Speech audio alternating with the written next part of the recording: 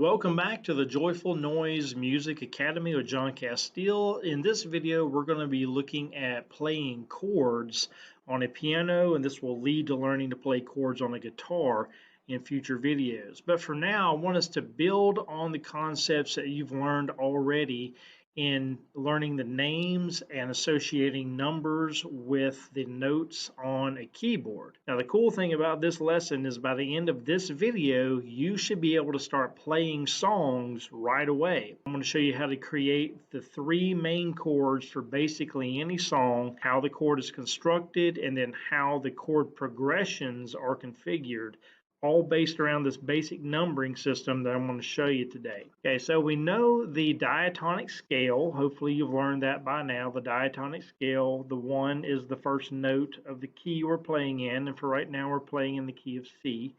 So 1 would be the C, 2 would be the D, 3 would be the E, and so on and so forth. To build a chord on a keyboard, all you have to do is play the first, the third, and the fifth note of the diatonic scale. So the first note we call the root. The root will match the key in which you're playing. So in this case, since we're playing the key of C, the root note of the chord is C, or the number 1 position as far as the number system goes. So we go the root. This is also called the tonic in music theory. The third note, which is the note 3 in the pattern, is called the mediant, and then note 5 is called the dominant.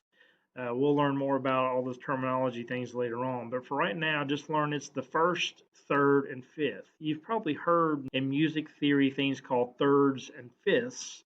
A fifth is simply the fifth note above the first note. A third is simply the third note above the first. So a triad is basically constructed in what we call thirds. So it goes 1 to 3 is the first third, 3 to 5 is the second third. Again, the fifth note is sometimes referred to as the fifth. A fifth above whatever number means 5 notes above it. Now these other numbers come into play as well a little bit later on, but we'll save that for future lessons. Right now, I want you to focus on 1, 3, and 5. So if you play those 3 notes together on a keyboard, and if you're near a keyboard right now, I encourage you to get one out and actually try this and play it. You'll be playing the chord for C. So that'll be the C chord when you play C, E, and G. Just play all 3 of those notes together at the same time, and you'll be playing the C chord. And that's all there is to it. It's that easy. Any other chord is played the same way. If we want to do the G chord, is G, B, and D. If we want to do the F chord, is F, A, and C. So that's what we're going to continue to learn. So as we look at how these chords are put together, this is a new concept I'm going to introduce here, in that we learn the chord progressions. Okay, so progression of chords fall in a numerical scheme, and you can play around with this on the keyboard to kind of learn it. But the first chord in a chord progression is what we call chord 1. So this is going to be the C, the E, and the G. The second chord in most songs in a chord progression is going to be the chord of 4, which is going to actually be the F chord, because 4 corresponds with F.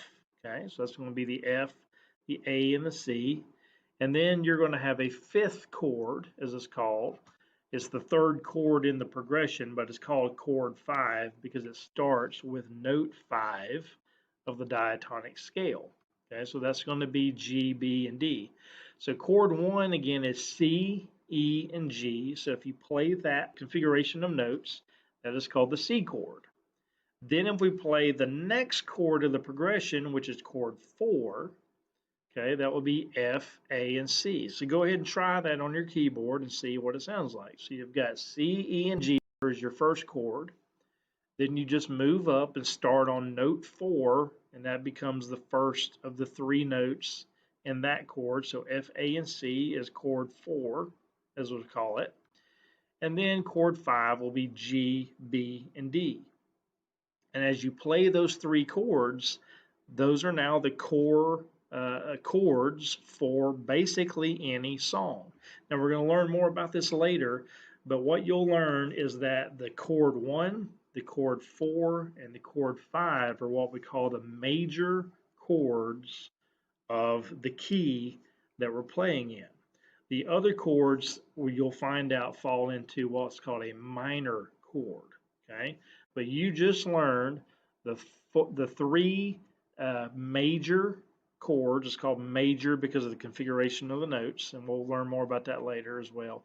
But you've just learned the C chord, you've learned the F chord, and you've learned the G chord. And you've also learned that they are to be played in most cases in that order. You'll see sometimes that songs are configured in the 1-5-4 configuration, or maybe even a 1-6-5-4 configuration. 6, we'll get into that a little bit later on. But for right now, if you'll stick with those three chords of the 1 chord, the 4 chord, and the 5 chord, then you'll be able to play any song you can really think of. Start with a simple song, maybe even Happy Birthday or something, or Amazing Grace or whatever, and just kind of play those chords and play around with it, and you'll find that you can now begin to play songs just chording on a piano using the 1-4-5 chord progression method, and simply playing every other note of 1, 3, and 5 of each chord. So again, if we go back, because don't want to confuse anybody, the chord is built up of 1, 3, and 5, every other note. Then as you build those, you do chord 1, chord 4, then chord 5. So chord 1, again, is those 3 notes of every other white note. Chord 4 would be starting with note 4, every other white note. And then chord 5 would be starting with note 5, every other white note. All right, so now that we know our keys and numbering keys, 1, 2, 3, 4, 5, 6, 7, what I want you to learn now is the chord progression is we're going to go from 1 to 4 to 5 back to 1. That's the chord progression, 1, 4, 5, 1. In order to make a chord, a major chord as it's called, and we'll learn more about that later. We're just in the white keys on the key of C, we're just going to skip every other note. So 1, 2, 3. That's C, E, and G. That is considered the chord for C. Root or tonic, mediant, dominant note is the technical names for those. So that is the chord for C. Now, if we go up to what we call chord 4, 1, 2, 3, 4, and do the same thing, that's the F chord, or the second chord in the progression, known as chord 4, because it starts on note 4 from the root. So 1, 2, 3, 4 is chord 4. Chord 5, we just move up another chord. And that's your standard chord progression for a lot of songs. Hundreds, if not thousands of songs follow that chord progression right there.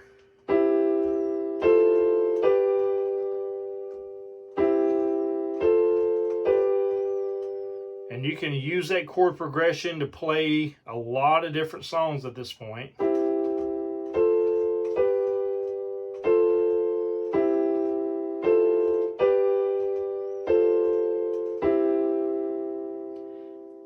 And that's simply how we implement the numbering system of every other note, or 1, 3, 5, to figure out the chords.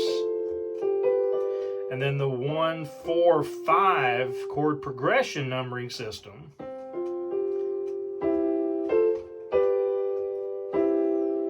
to figure out what the chords are supposed to be in most every given song.